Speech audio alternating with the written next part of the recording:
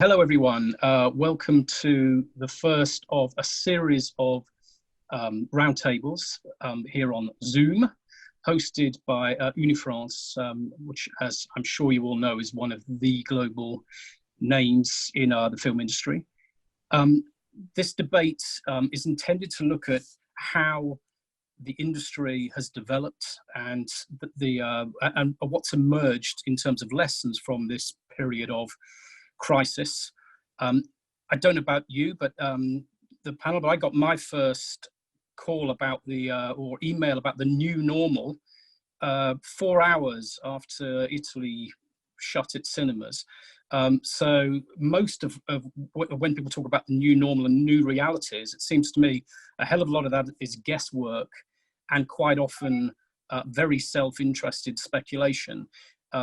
But we've reached a point where we have to come to terms with those new realities because the world is opening up, rightly or wrongly. Our cinemas are beginning to open and the market is going to have to find its place again. And it feels to me like this is the moment when we need to be having those broad discussions. The first session, we're going to be talking about sales and distribution. I think that's a logical place to start, in as much as the disruption obviously had a very immediate impact on films and works that were already acquired, sometimes at high cost. You were in the middle of marketing campaigns, and then the main plank of those marketing campaigns often suddenly disappeared. I also think it's important to understand that sales and distribution was not a static business before that. We were already in a process of considerable reform and experimentation, sometimes quite radical for some period before this. So we're going to be talking about how those trends have been impacted, and we're going to try and come away from this session with at least a sense of direction and of maybe at the very least some ideas about where some of the things that were enforced during the last few months may actually have opened up some opportunities, as well as some miseries, which I promise we'll explore in some detail. So we have Carole Baraton, who is obviously one of our best known sales and co-production execs, former head of international sales at Wild Bunch, but in 2017 founded Charades, which in an extremely crowded market, I recall at the time, has come in and I think through a mixture of experience and very openness to radical approaches. And I think we'll talk about some of the work you've been doing with Tom over there and Neon. Some very exciting things have happened during this period. Adolfo, Blanco Lucas, who's the exec director of Contracorriente, a company which emerged from a crisis that now seems a hell of a long time ago. Do you remember when all we had to worry about was a giant economic crash? But back in 2009, the company emerged, and I think it's set itself up and become a serious player in both Spanish and European cinema, and has taken radical steps in itself, not least the acquisition of exhibitors, which must be an interesting perspective from this conversation. Tom Quinn from Neon become something of a superstar, actually, in the industry in terms of the profile that I think Parasite bought. Obviously, the company had been around longer than that, having founded in 2017, but Parasite was probably the most interesting conversation we'd had in a decade.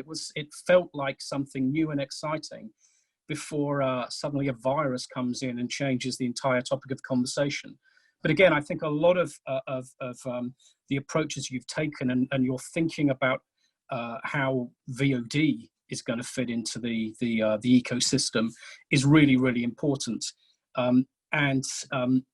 Some of the work that you and others around this table have done on co-production and thinking about when we acquire, how we acquire, and how we move forward, I think is particularly exciting and interesting. Vanya, and I'm going to go with this, Kalujercic, is that? There we go. Has just taken over this year at the Rotterdam International Film Festival. Got in under the wire, which is already an impressive start to a career. But you were actually before that director of acquisitions at Mubi, which I think has been one of the stars to me of this shutdown. I can't imagine me getting through a day without Mubi, but tons of knowledge, lots of experience around festivals, around co-production and acquisition, but a very broad, I think, experience across the different kind of genres, different kind of areas of business. And your perspective when we look at how markets and festivals are going to develop, I think is going to be very interesting and important. And then Nicolas, Brigaud-Robert, again, 2017, it was the year 2017 for making changes, but the rebranding of film distribution as Playtime was much more than a name change. It was a broader global strategy that I think has set up this incredibly important entity now in the business. And I think your perspective on how these things are changing and where we're going to go is going to be really essential. So that's the panel. Hello, everyone. I think you can wave if you like. I think that's the done thing on Zoom. You have a Q&A button, I believe, on all of your Zoom comms. So if you're watching this, feel free to press that button and contribute. And there is also a hashtag, which is UniFrance Talks, hashtag UniFrance Talks, if you are Twitter inclined.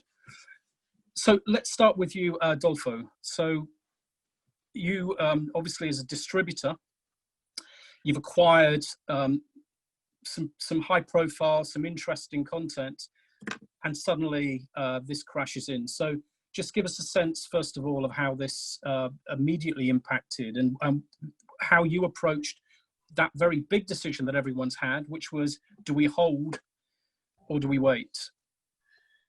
Well, what we did is analyzing all the films we had in our lineup for the future, and we tried to build a new strategy for every film. I think there were films. What was sure is that the bottleneck was not being avoided. So we focused in those films that could be released online, and that's something we decided to do.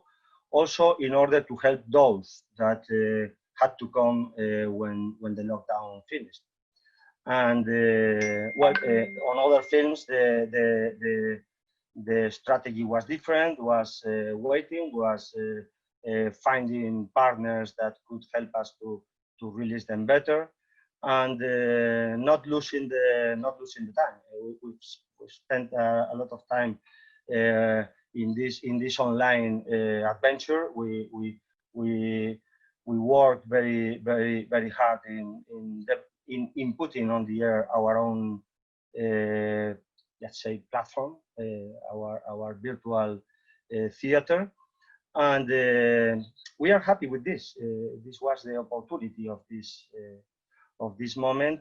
This was in our mind since a lot of years ago, and it was now the time. We had the time and we had the films to try, and we have learned a lot. That's the best of this time. Michael, your micro. There we go. Sorry, I was telling everyone how you should definitely turn your microphone on, and then I didn't. So look, those lessons I think are really important. So is the lesson, first of all, there's no question we've got to learn that lesson, because that bottleneck is coming. Whatever happens, when we go back on, there's going to be a huge surfeit of content. But it would just be useful to have a sense of how you made that decision about what works better online, what's not going to work online, because that seems to me a clue to where we might be going as we move forward. Of course, the first we checked was the calendar, the calendar we were working in. Some of the films were some of them were on the theaters.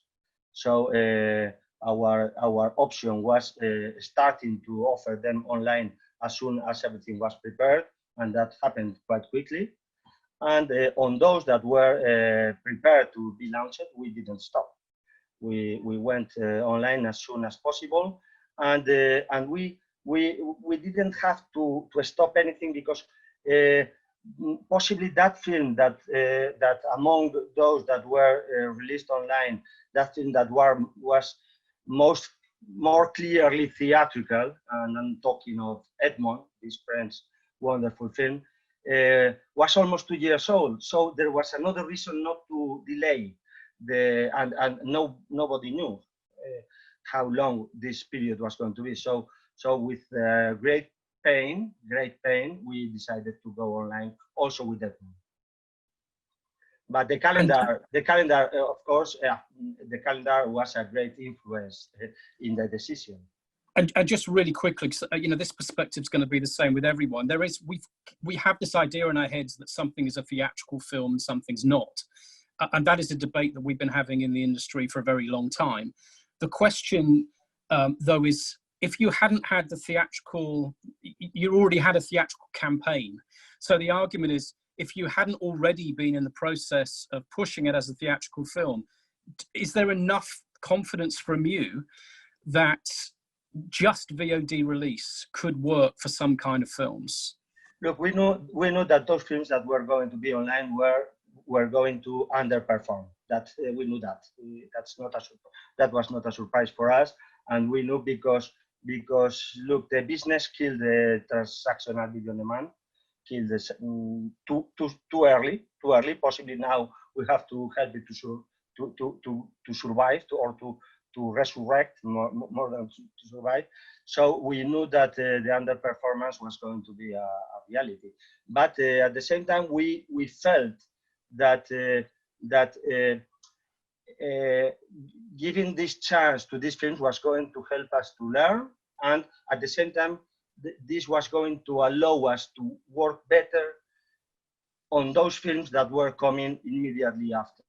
We are possibly the first company announcing a complete calendar for the next 3 months, starting on June the 26th, by the way.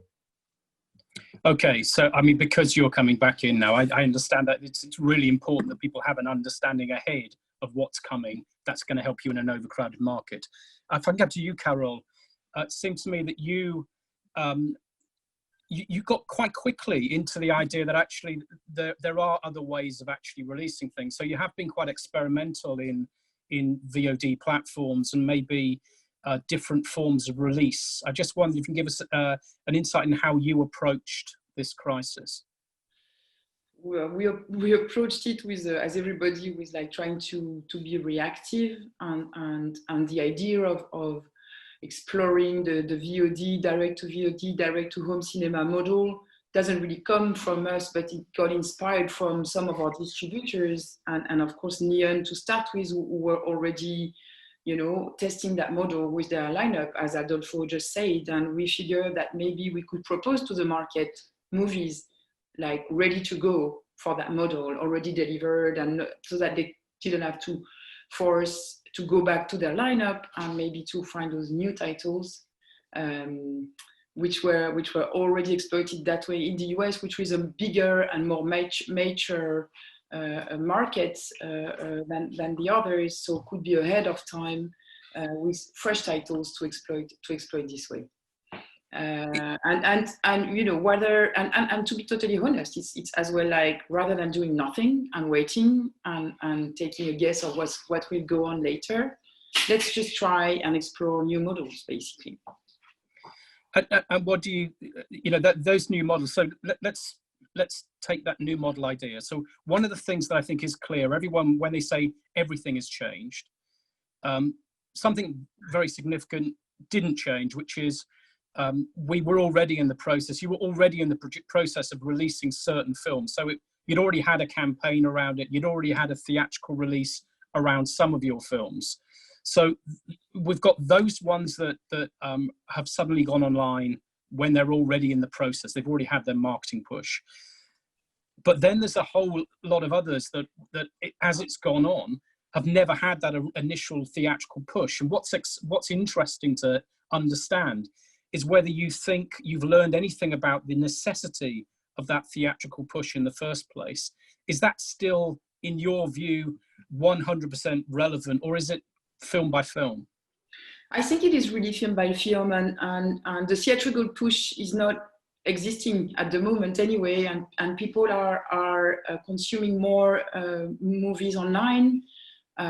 So new offers of movies, which I think if you do right marketing with the right titles as well, with the push of already like an improved model in one country, then you can figure out how it will do and how it can work on digital markets all over the world without the theatrical push. Then we all agree that for the moment this is like relative and much smaller numbers than what you get with a big theatrical push, and the theatrical push remains very important.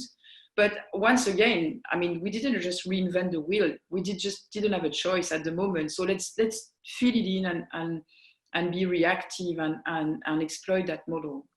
I don't know, and I don't have an answer to that. And I'm happy to hear what the others think of. Is it gonna create and keep a space for the future and a different model? I think it's opening to something new, but I don't think it does open like a real economy for the moment, like a parallel economy of like local digital markets. And once again, I'm just talking and being very general here. Some territories may bite more than others there, and it's still a bit early to say so, I guess. It is. I mean, there's two elements to this. I mean, there is. The captive market, no doubt, gave us a chance to experiment, and you did experiment. Maybe you could give us some examples of experimentation, like the work you did with Neon, I think, on VOD release. But then there's the economics of this, and no one can doubt that there has been an explosion in the number and the amount of films being watched online. You know, the evidence is there, but that doesn't necessarily translate into a viable economic model. So maybe you could begin with just, first of all, could you tell us a little bit about the experiment that you did with, or let's not call it an experiment, about the release model that you actually did do with Neon? Yes, it's a bit early to give you a real update on how is it going on the market, because we announced that 3 weeks ago, and we are still we're closing now. We have closed 5 territories and closing another 10 territories at the moment, but you have to have the time of taking delivery and preparing material. So there is the movies are not exploited properly yet. They're not exploited actually. So what I can say now is on a B2B level, it is an interesting model for our distributors, and we get great reaction and discussions, and we're closing deals. But from a B2C point of view, unfortunately, it's too early because we don't have numbers yet. The only territory was exploited. Only one movie was released by Neon in the US for the moment, which is one of the 3 titles we're talking about, 2 documentaries and 1 fiction. So there is an appetite from the distributor to experiment and to acquire those titles and to work inspired of the model of with the same marketing tools and the same distribution tools that Neon has been using so far. But we are in the middle of the experience, even though at the beginning. And we know that in the meantime, we have to be quick. So, because I think the non-theatrical aspect goes as well with the fact that the theaters are not open. It's not like something we would have probably done if without the situation. No, and you use the word experimentation, which I think is really important. So sometimes some of the stuff I've been reading recently suggests that there's already been a strategic shift, that we're now moving to this new model. But it seems to me what you're saying is, look, it's interesting and we've experimented, but actually at this stage, you certainly aren't betting too much of your business on a VOD only release at this stage. No, but I believe we should keep that door open, and it's very important to still feed the market with these proposals, and should that be through our distributors who have a 360 view on their markets and can decide whether this is a direct to VOD rather than a theatrical, because they know their market, they know their consumers, and they know how to see the 360 value of a movie in their territory. I think it's important that we keep that door open, and especially open it a bit more, since we have that market who we didn't really consider increasing or existing really so far, and has been now increasing a lot during the lockdown. So there is a door, like we should keep that door open now to see whether, but now telling you whether it's just a lockdown phenomenon that could become an economic model, I don't know. I think we should, of course, give it a try and give it a push. And that may have implications for film policy and so on. I mean, I think that's an important one. But Tom, if we could come to you, what we've been hearing so far from both Adolfo and Carole, I think, is that look, there's been a forced change. Whatever happened, you're crazy if you didn't experiment during this period. It had to happen, because otherwise you wouldn't, you're going to have product that isn't going anywhere. And it feels like some analysis has happened. But you're a bit further down the track, it feels to me, where you are. It feels to me like this is a discussion that you've been involved in maybe a little longer, maybe with a more mature, a more established VOD market, maybe with a different theatrical structure. But I wonder, from your experience, is this part of a trend? Has this COVID virus come in and has just pushed along a trend that was already happening in the way that we released films and needed to think about releasing films?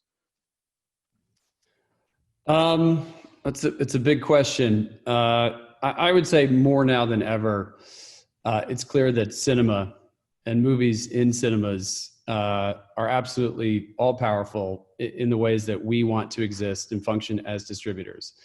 We sort of dismissively attribute this new model to the word virtual cinema, and some people say it as if it's a real thing.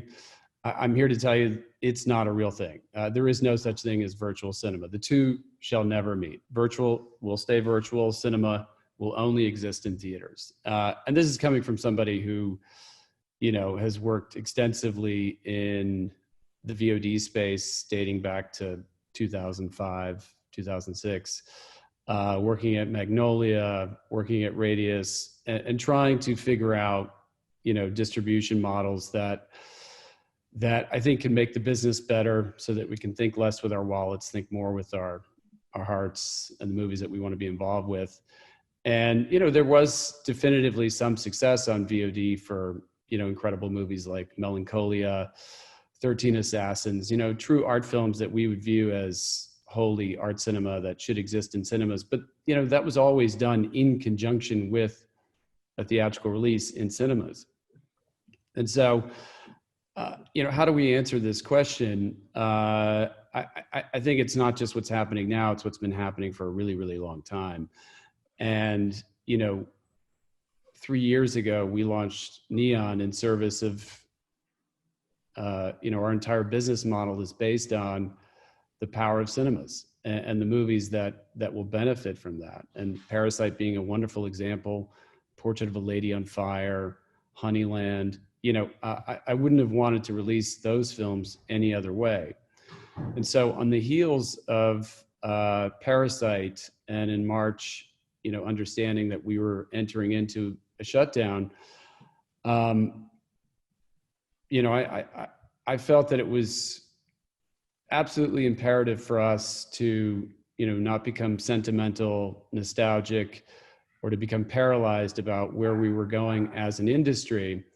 And what we couldn't do, but the idea that we wouldn't be releasing new movies until we returned to theaters, I just thought was unfathomable, and something that personally, professionally, I didn't want to get stuck on the sidelines in a way that I don't think we could get back to doing our job, that we could no longer entertain audiences. And so, we very quickly went to work.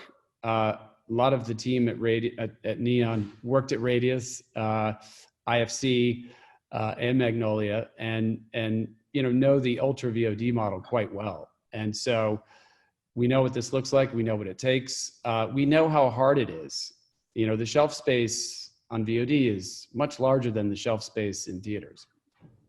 And so we like to refer to it as the digital abyss. If you're not properly promoted, you will be very summarily ignored. And, you know, VOD is not a panacea to what, you know, it's not a magic fairy dust that if you are on Apple, that all of a sudden you will become, you know, this extraordinary film. And so, you know, knowing that, we quickly put together a model that isn't so much about VOD, isn't so much about these standalone, you know, VOD opportunities that we've built. We've essentially built a skin around the film with all of our exhibition partners, where they can each promote the film, take 50% of the revenue of said VOD unit. And we had approximately 250 partners across the release of Spaceship Earth. And the one thing that we added to that, that's not a new thing. You know, Kino, Lorber had already been experimenting in this model for a while with their own platform. Oscilloscope, another great independent company who had been working pretty extensively, you know, very quickly marshaled together these theatrical VOD opportunities. And we simply jumped on the bandwagon. And our one contribution was, you know, well, let's extend this opportunity virtually, since it exists digitally, to other partners, to other businesses. And so opening it up to restaurants, bookstores, museums, you know, news outlets, anybody who wanted to participate could jump on board. And, you know, that's been really exciting. That's the piece that got me, you know, sort of excited about distributing films again. Not only because, you know, we were able to secure these incredibly versatile, varied partners, but it also is a sense of community, which is also an overused word in our industry. But this to me was symbolically the closest thing that we could offer to the experience of cinema, that we would bring communities together. But Tom, I mean, that we're going round the same question, I think, for everyone, which is these trends already existed, and you embraced. In fact, not just you. I think around this table, lots of people have embraced the reality that you can have VOD, that VOD works, and that audiences want there. But at the same time, the economics of this, and we've had a question that's come in from one of the viewers here who's saying, does that mean that the economics works? And is this has this given us any greater sense of whether this is viable business at the end of it, in its own right? Or has this just been a period that was exciting? You know, you tried some things out, that was great, but is this really a time when we could have learned long-term lessons? So there's more nuance here that I want to offer. And, you know, this was all turned around in less than 8 weeks. And, you know, the traditional VOD platforms can't do anything in less than 3 months. So digitally, you can turn on a spigot, whether it's Apple, Amazon. Cable providers, you know, are very slow and need at least 90 days to be able to launch appropriately across what is a very significant platform. And satellite, DirecTV, Dish, you know, participated in these launches. So we were able to put together approximately 20% of the traditional VOD footprint with that turnaround. We were able to turn around tons of individual VOD platforms in the virtual cinema piece. But the one thing that you can turn on immediately, and this is the other part of the model that we launched in order to make this viable financially, is a streaming model, to combine the transactional model with the streaming model simultaneously. And so that was, you know, one piece that I think is different here, in order to be able to do this in an 8-week span, to make it work financially. But also trying to determine where you're cannibalizing your VOD units because you've launched the film across a streaming opportunity. It's hard to determine where that begins and ends. But the one thing I want to I do want to highlight is that virtual cinema for certain organizations works really well. There are, whether it's a film festival, whether it's a theater in Seattle, whether it's the Film Forum in New York, you know, there are certain theaters and certain organizations that have a really amazing ability to engage with their audiences digitally. And those theaters and those partners have actually done really well. Some have actually done better than they would in a theatrical capacity.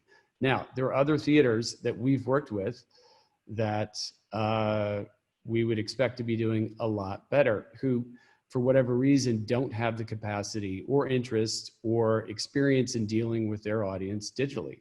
And to me, this is the one thing that will come out of this, is whether or not it's financially viable for now.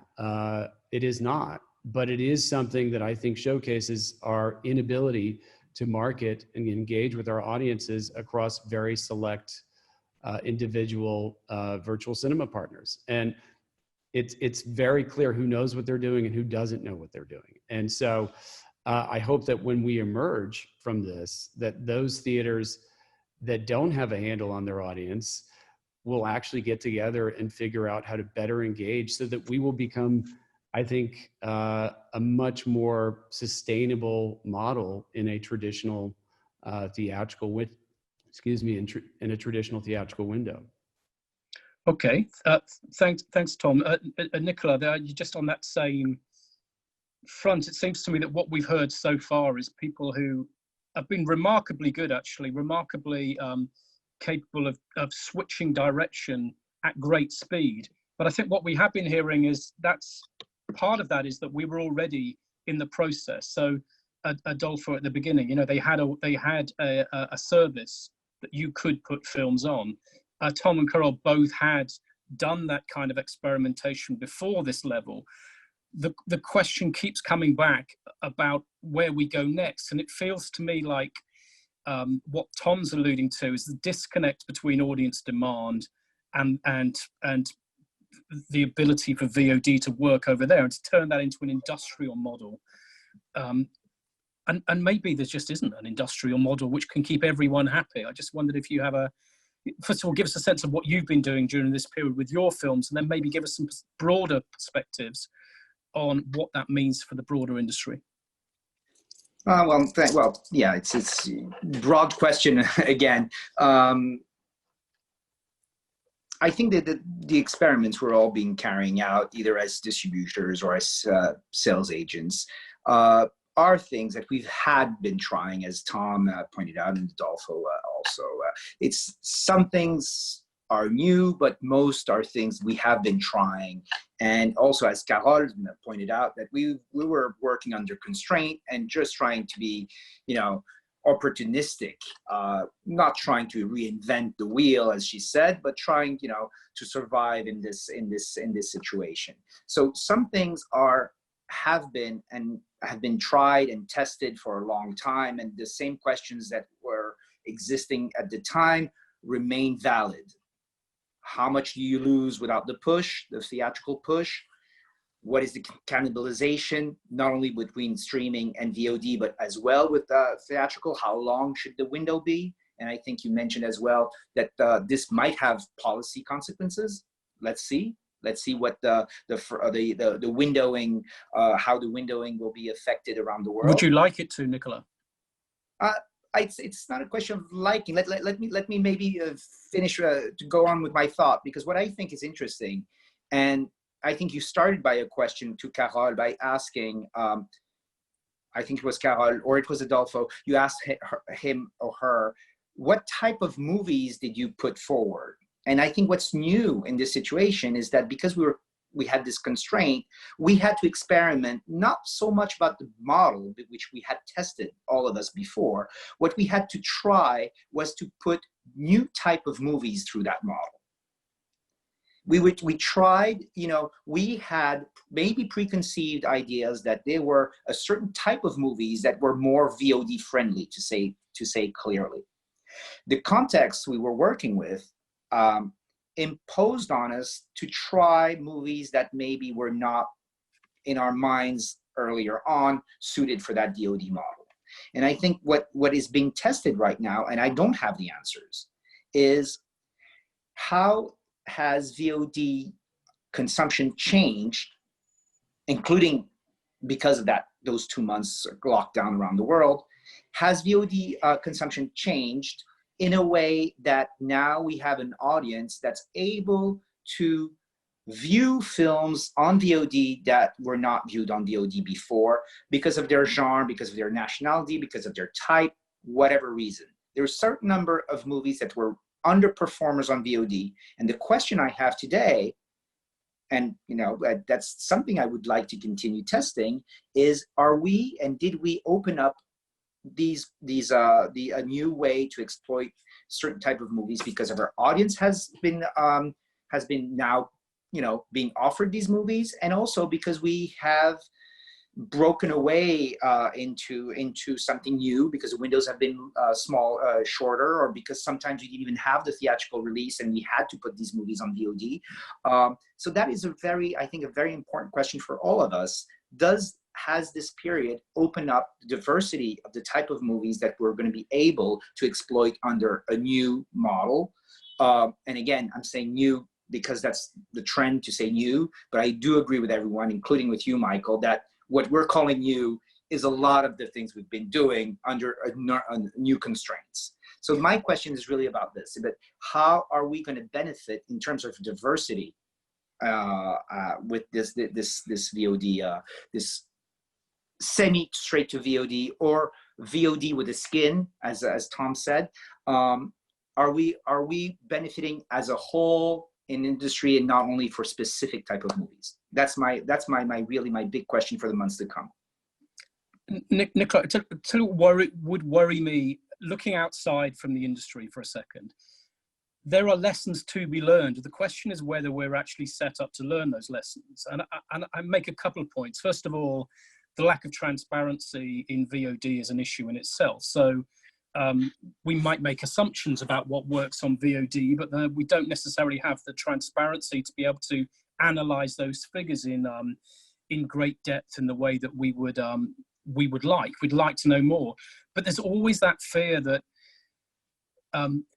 if you were building the film industry from where we are now, and you said there is this opportunity, you might recreate it in all kinds of different ways with all kinds of different bits of the value chain, but our perspectives are always partial. They're from our point of view looking in. So I wonder whether we are set up psychologically to understand what the lessons are, and B, whether we even could learn those lessons when we move forward. I think it's a very valid question, of course, Michael. And I think all of us have been confronted to the lack of transparency of VOD. And and it's a big battle for all of us to have a certain type of control on the numbers that are putting foot forward, and how on their regularity, and on the price tags that you don't control. But just to play devil's advocate for a minute, transparency has never been our industry's forte, as everyone knows. So, okay, there's a number of countries where ticket selling is controlled. There are many, many countries, as we all know, that there's no control of tickets. So I don't have control of many VOD platforms, declarations, and what are they declaring. But I won't name any territories or countries, but there are a number of territories where I don't have even any clue on what's going on in the theaters. So that's just to put in perspective that transparency is a problem that's been going around way before VOD, and we still have it in the other media. And regarding the the fact that what can we learn, I do think, and I think as a sales agent, I'm not front line here. Maybe Adolfo and Tom are better placed, but you do have to balance P&A with theatrical revenue.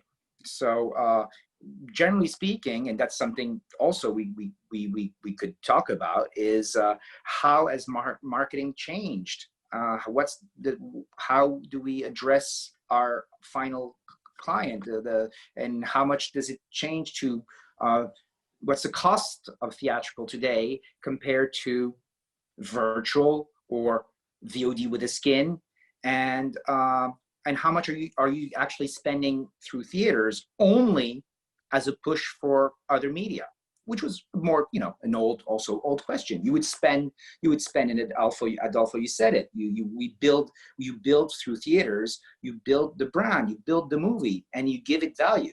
That was the traditional model. Today, maybe as the audience of theaters for certain type of movies can be weaker, you start questioning how much money you have to spend for P&A, and maybe suddenly you have alternatives, ways to spend, and how much does it cost for these new types of marketing?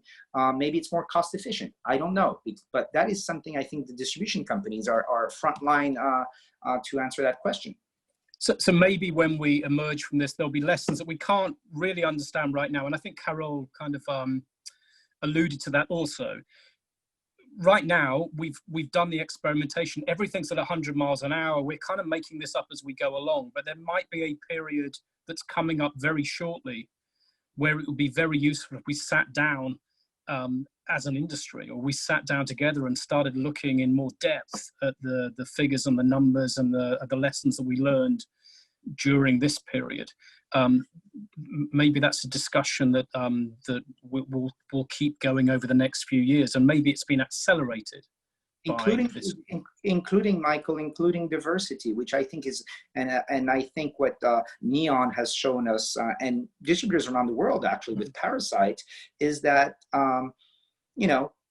language, for instance, is something that we thought was a huge barrier. Certain countries had to dub movies, certain countries had to subtitle movies, and that was the way it was done. And suddenly we see that, well, there's maybe more flexibility there. Maybe you can have dub and subtitles in certain ways, and streamers have shown us that. I think one of the things, if we have, as you say, the industry has to look back and see what can we learn. I think I would be very interested in talking about diversity and how VOD, which was basically, post DVD type of market where we had like genre movies overperforming and more male oriented movies. I'm really curious to see how habits have changed or not, and how that has impacted the way we can decide on how to distribute. And just to use a word that, not that I want to define it, but art house cinema.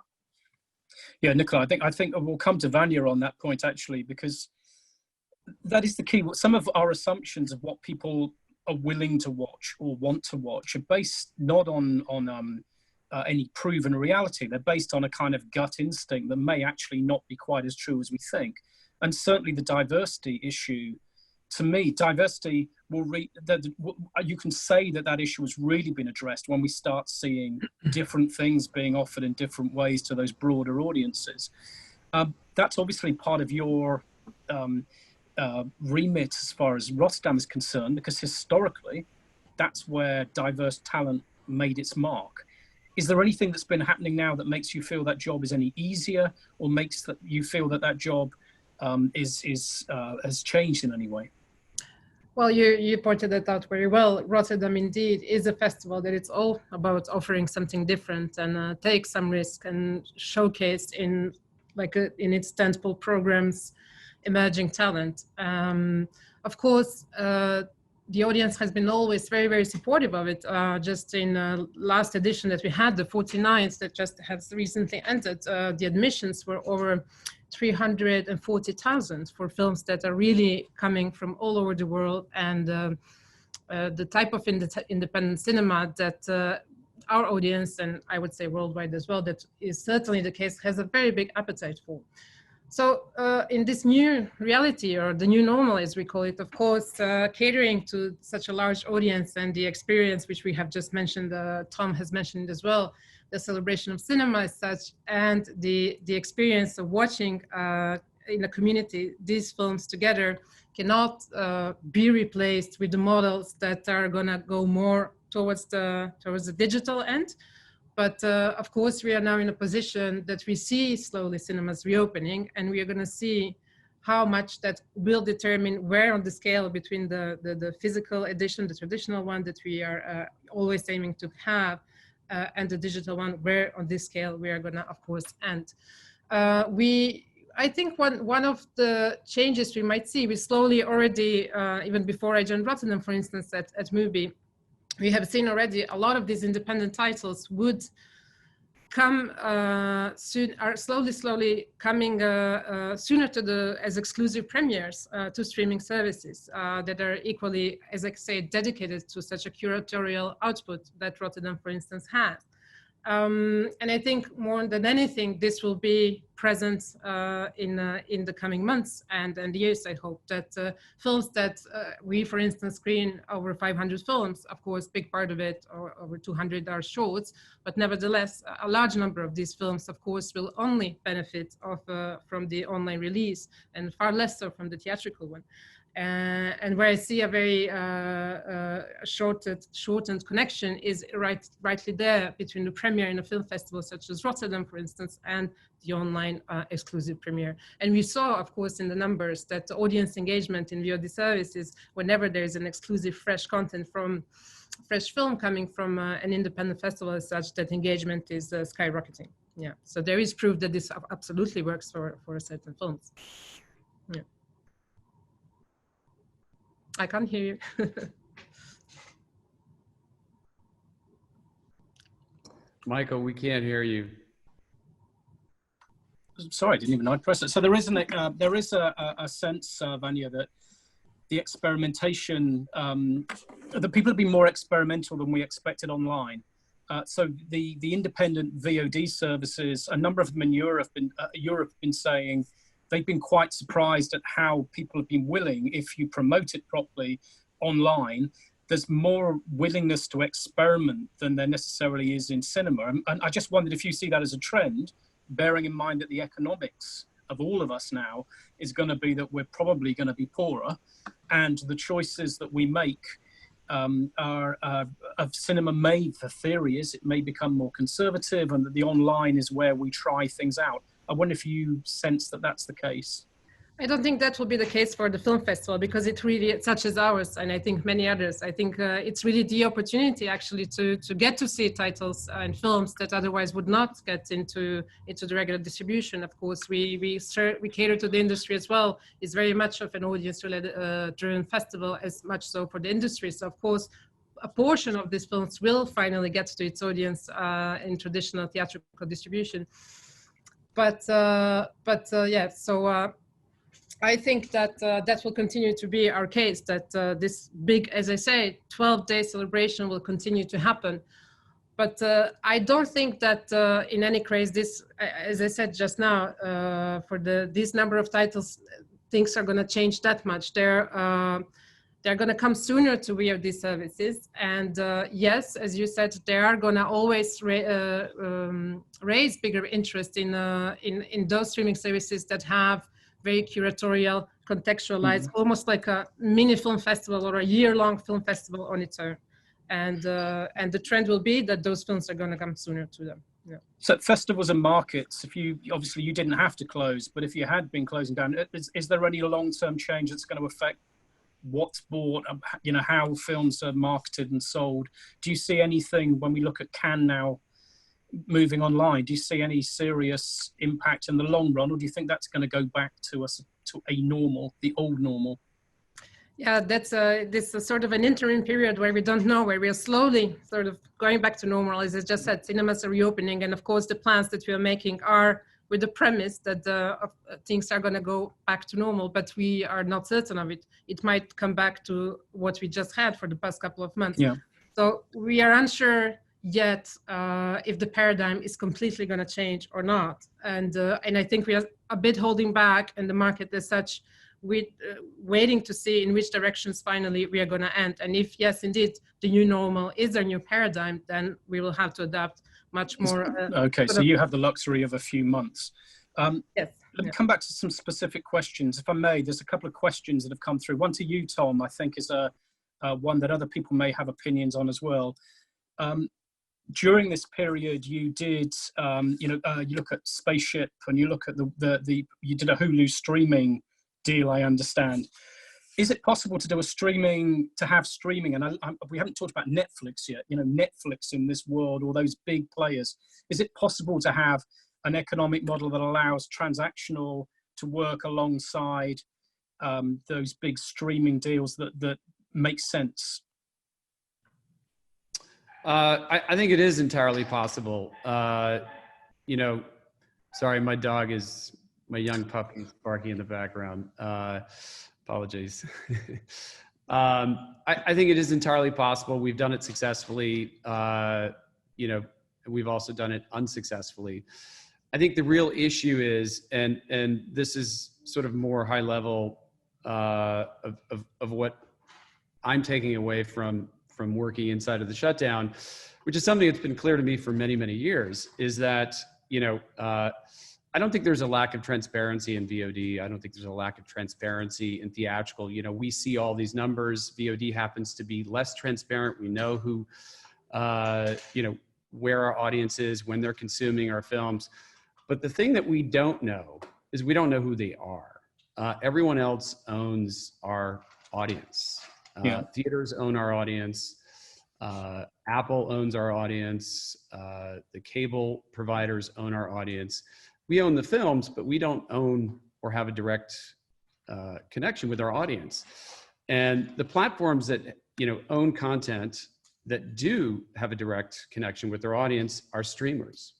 That they've converged, two very powerful pieces of what we do: distribution and producing and owning content. On our side of the fence, all of that is not converged. And so inside of the virtual cinema piece, I actually get to engage with my audience, my customers directly. For every single transaction, I have a direct connection with that audience member now. And regardless of the numbers, this, I think, is absolutely imperative that we try to bridge that gap as distributors. And I think it will only make us more effective in terms of how we spend P&A, how we reach our audiences. And so, the lack of transparency on the streamer side is totally understandable. They own everything. Why would they want to share it? Why would they want me to overvalue my content beyond the license fee that I'm paid? Why would they want to give that transparency to me? But I think the point being made on the question is that makes it difficult to have a strategy around that. And that's not a small thing. The transparency of knowing a number the size of a check that's coming through the post is not the same as something. You can't build a strategy around that. You can build. That's actually, I couldn't disagree with you more. Knowing the value of my content and or filmmaker knowing their value on said streaming service is a big deal. I think, how would you then value their next film? I think that's everything. And it's part of, being able to value that is also being able to engage with them directly. And so the more of those barriers that we can eliminate, I think the better we will be going forward. Vanya has a festival. Vanya engages with her audience directly on her platform as Rotterdam. And we as distributors don't have that. And so I think this is an opportunity for us to bridge that gap and to more effectively, engage our audience in ways that make us more efficient as distributors. And I would urge every distributor around the world to think this way, to take this opportunity to do that in service of when we do return, where I do think there will be a bottleneck of films. I think it will be even more competitive than ever in how we compete with streamers who are trying to create cinematic events, which frankly for me still only exist inside of theaters. How are we going to compete with them then? And I think we need to band together as distributors who've been, producing and distributing content for a long time to ultimately fight for the right and ability to engage with our customers directly. Okay. Adolfo, a question that came has come through is there's going to be a lot of change. So the distributor traditional distributor, you wouldn't see yourself necessarily as traditional, but the distribution model was very much one in which distributors work. I mean, you work on all rights. You know, you work on a set of rights that you can sell. Now, the world that I hear discussed often in terms of the new normal is now it's going to be sales agents dealing directly with TV. So, you know, it's going to be a much more fragmented, a different kind of business. That must be worrying to you, isn't it, as traditional? Yeah, of course, this is something to be worried about, and in fact, this is a trend. Before everything happened, this was something we were worried with because yes, it's an easy decision sometimes. You know, for years the competitors, when you're trying to feed your lineup and trying to find the good films, for years the competitors of the independents were the big studios, but the big studios were only focused in very big films. And so they left room for us to survive and to have our competitive films. But the great difference with the streamers is that they need big films, but also medium and small films. And then if the sales companies decide to deal directly with them, then what will be our future? And this is really something to think about, because look, at the end of the day, the distributor needs to be strong. We are that romantic company that supports the financing of the films. We put a lot of money. We put the P&A. We assume extraordinary risks to arrive to the theaters. I think that the cinema, and I can't be, I totally agree with Tom's reflections. I agree that the cinema is the place where the film should be seen first. But arriving to the cinemas is an expensive game, and if the films that are given to us are not the best, because those are given to our partners, friends, but at the same time competitors, are not only our competitors, but also the competitors of our clients. The platforms are competing with our buyers, with our TV buyers. So if we have to be strong, we have to be sure that our clients, our TV buyers, can have access to those good assets. Okay. Okay, I think the point, maybe Nicola, you could come in here actually. Oh, sorry, I'm Carole. In fact, it would be good for you, Carole, because I've got a question for Nicola as well. But I think that it comes back to this issue again, that you can see demand, you can see audiences, you can see how the technology is now stable and working in VOD, but trying to put together a system in which the whole of the industry as it currently exists can move comfortably into some kind of new world seems to me still very difficult. I mean, what Adolfo's saying is, yeah, sure, there's bits of money for some people who aren't necessarily in distribution, but you can destroy a lot of your business chasing that kind of short-term opportunism. My point to that is only talking about my experience, but my feeling about that, you know, sales agents / producers working directly with like worldwide players, streamers, rather than working with their usual natural old Rolodex network of independent distributors. I don't think it's a real problem. To my standpoint, the movies which could have been going one or the other is really rare. The movies on which streamers were actually competing with distributors in a real extent is really like accidental, and some maybe big events, and happy to hear a counter example from Adolfo. But I think usually the needs of streamers and the way they market their films and the way they pick up their films usually is not the same way as the distributors do. I don't think our job is to sell to, you know, the SVOD window to Netflix in Spain only. When we have discussions, these are global. We tend always at the sales agent stage to balance and to put the two market in perspective it's in our interest anyway.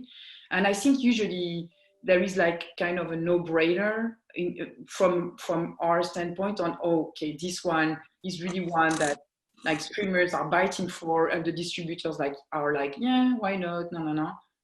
Or the opposite, are more traditionally going to be like P&A, theatrical movies, because the audiences are of course crossing, because, you know, streamers are huge and they have all the demographics at hand, but still the demographic today of people who go to cinema to see foreign movies, once again, I'm talking about independent foreign mainly movies because that's what we're dealing with, is not the same audience as the one who goes to see the ones the streamers are proposing. So for me, this is, of course it does happen, but I think this is more accidental than really like a threat to the traditional model.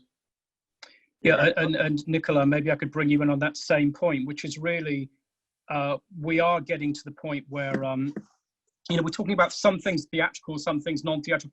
I just wonder whether you feel in any way theatrical, the place of theatrical at the center of the film value chain, or the key launch place, has that got stronger or weaker during this period?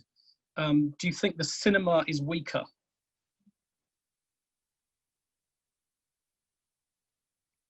Well, yeah, you're on. Yes, I'm on.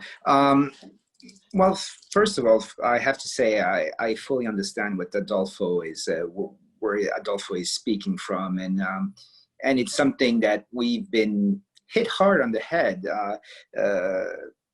ourselves when producers, as Carole mentioned, work directly with the streamers instead of, you know, going through sales agent to have their movies circulate around the world.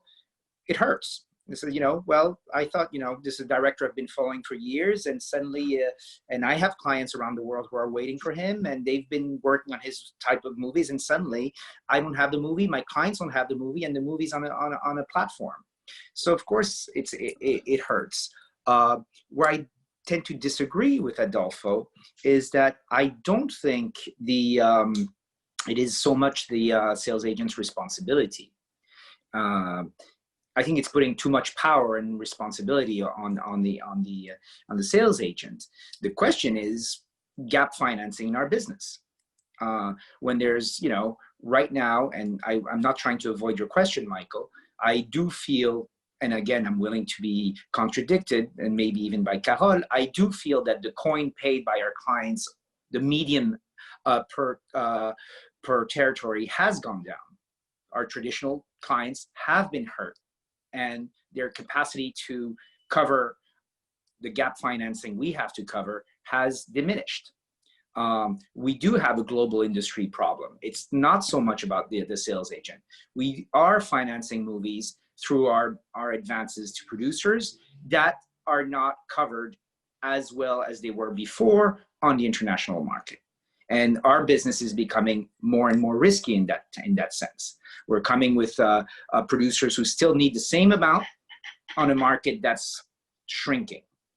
And so that's the global issue. And you have newcomers that are coming in, and I do agree with Carole, they come in very, very specific type of movies. And the disruption, they are disruptive, but the disruption is more symbolic than real right now, because we're talking about a very limited number of movies for the type of movies Carole and I sell around the world.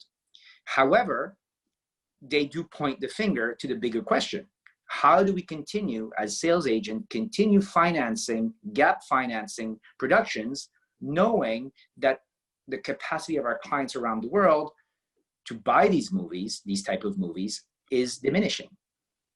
And that is a very important question. And when it does happen, and we do have situations, and Adolfo, I'm not denying it at all, and there are counterexamples where there are issues where sales agents are faced between, you know, selling traditionally or going to a streamer. It does happen. It has happened.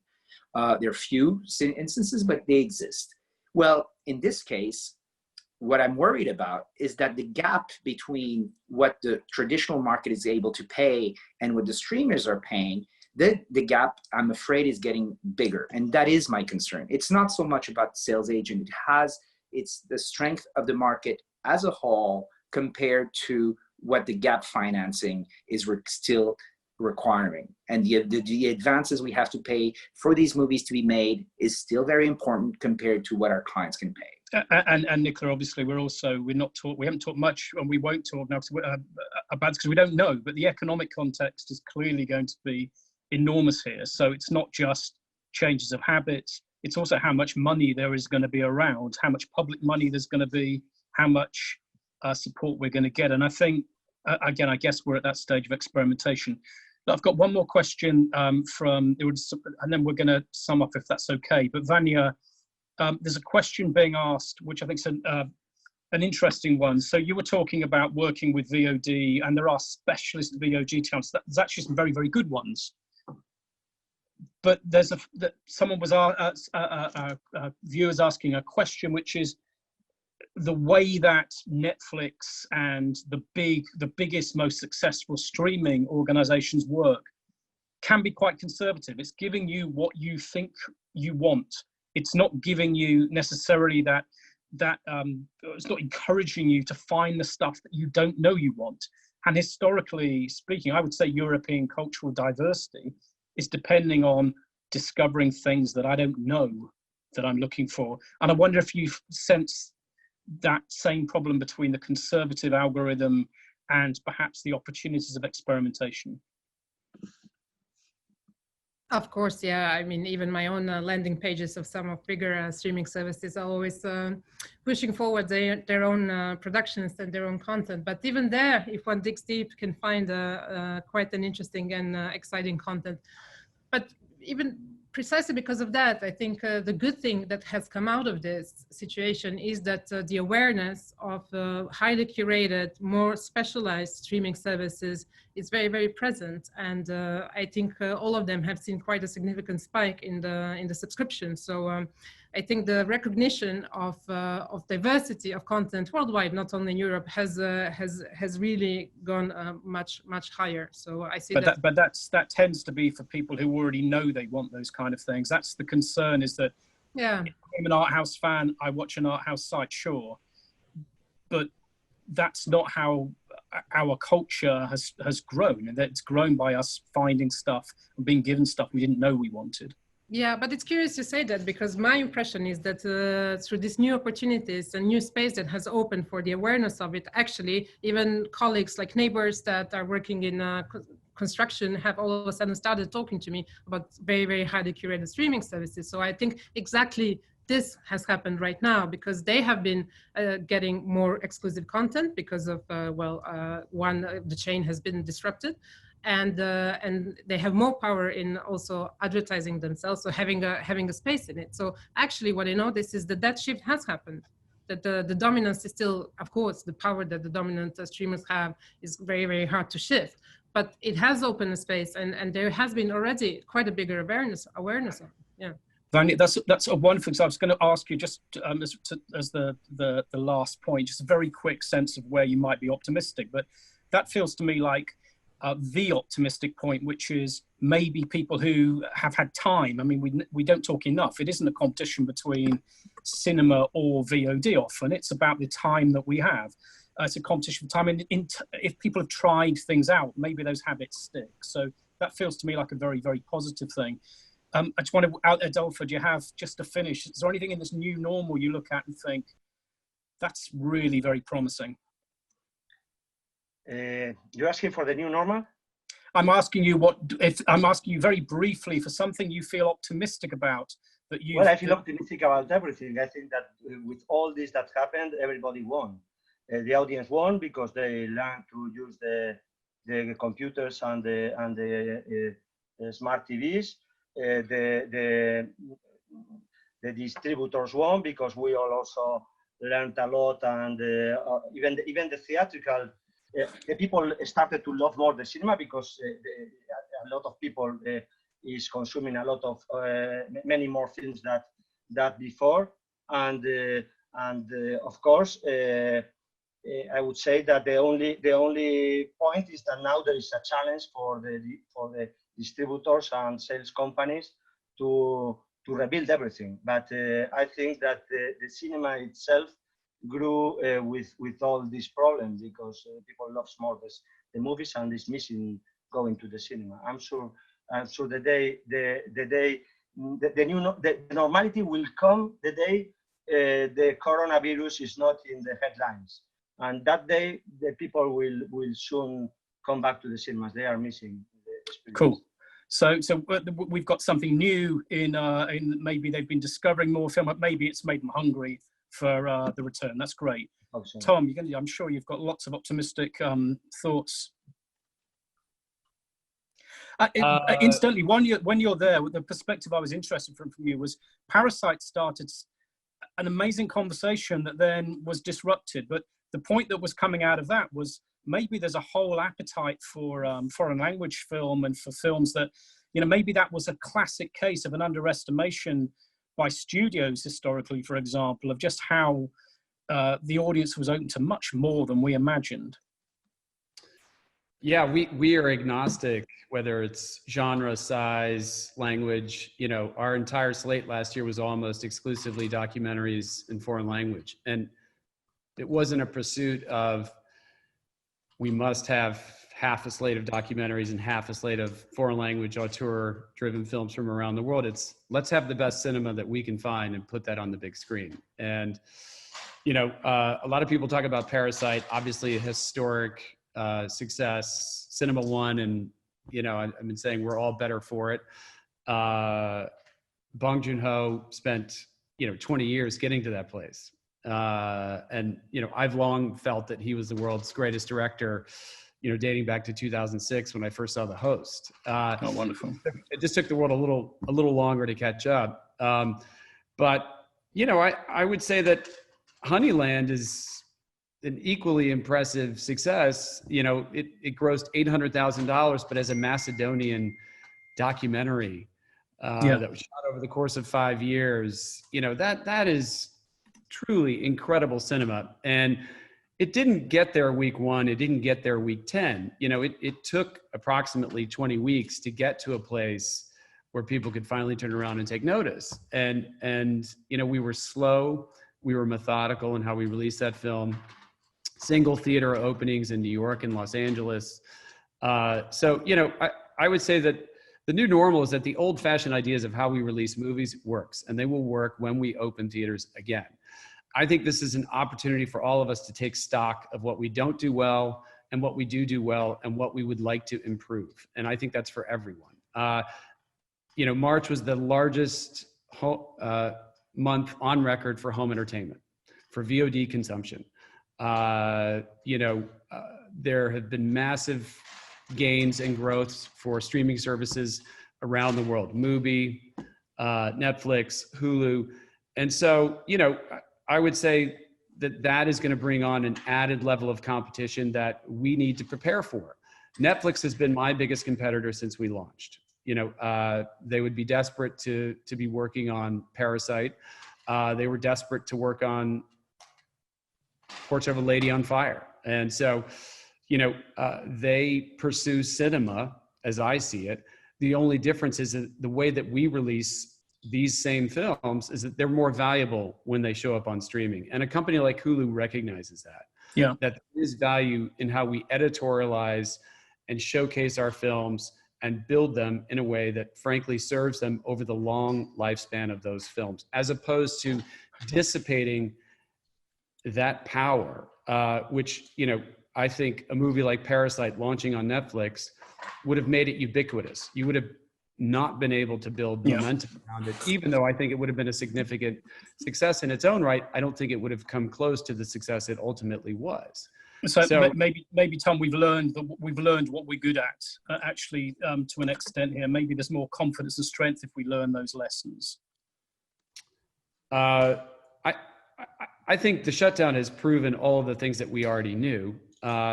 but it's also showcased some of the weaknesses in terms of how we connect with our audiences digitally in order to make the theatrical experience even more successful. Okay, wonderful. Nicolas, any thoughts, optimistic thoughts at this stage?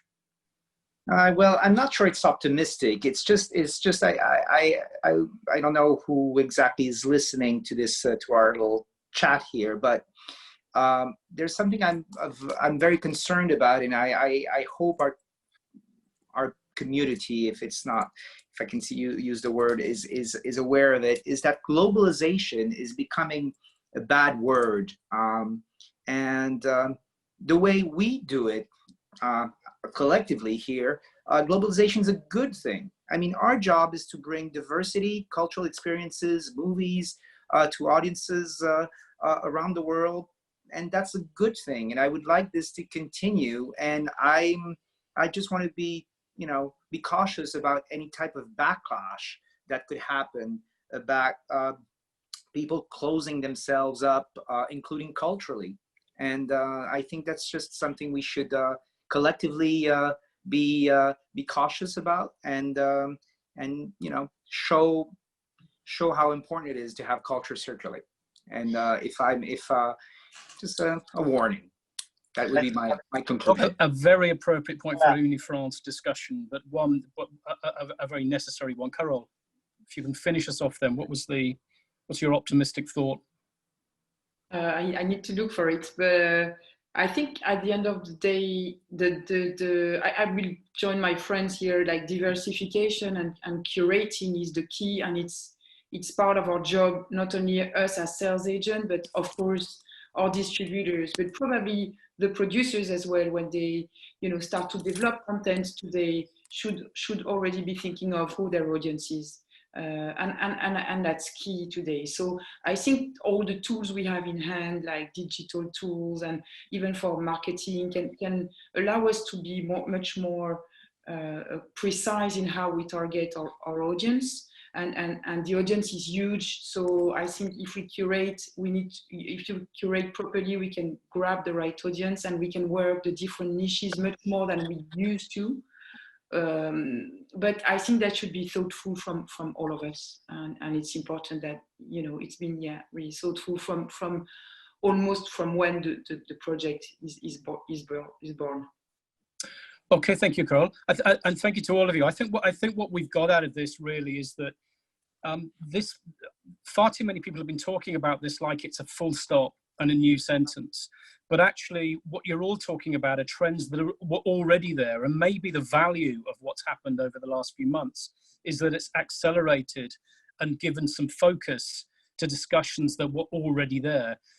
If there's some more figures and facts to back those up, that should strengthen our ability to compete. But to me, the issue still, for all of us, comes down to how did this change the audience, which is, what have we learned about audience expectation? What are those relationships with audiences? Because if we believe in cultural diversity and we believe in the power of film, then that ability to connect seems to me to have that human dimension and that social dimension as well as the industrial one.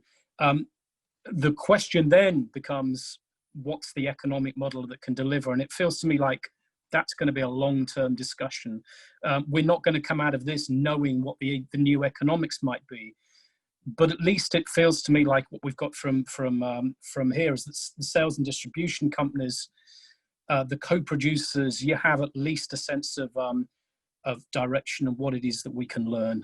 Some sense of where we're going and some sense that there will be a new normal, which we will still be part of, that it will still be important in our European culture. So thanks to everyone. Thanks to UniFrance. Next week, we're going to be discussing new business strategies, looking at how innovation and some of those changes have influenced the way we're going to be doing business in future. Hope you can all join us, and thanks very much. Goodbye.